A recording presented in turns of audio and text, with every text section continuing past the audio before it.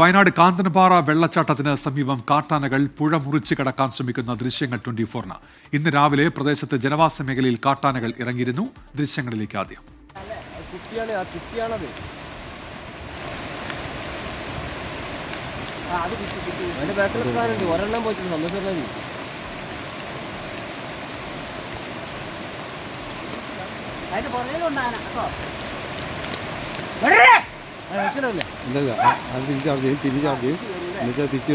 സുർജിത്ത് അയ്യപ്പത്താണ് ഇപ്പോൾ വിവരങ്ങളുമായി വയനാട്ടിൽ നിന്ന് ചേരുന്നത്. സുർജിത്ത്, വിവരങ്ങൾ എന്തൊക്കെയാണ്?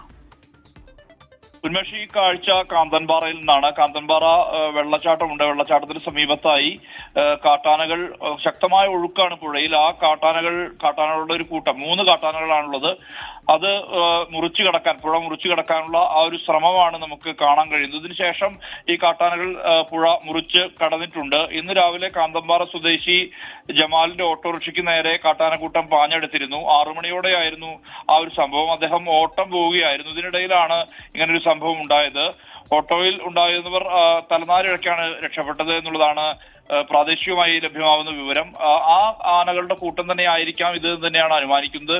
ഒരു കുട്ടിയാന അടക്കമുള്ള ഒരു 3 ആനകൾ ഉള്ള ആ ഒരു കൂട്ടമാണ് ഈ പുഴ മുറിച്ചു കടക്കാൻ വേണ്ടി ശ്രമിക്കുന്നത്. കാന്തൻപാറ എന്ന് പറയുന്ന ഒരു ഭാഗത്ത് വനമേഖലയാണ്.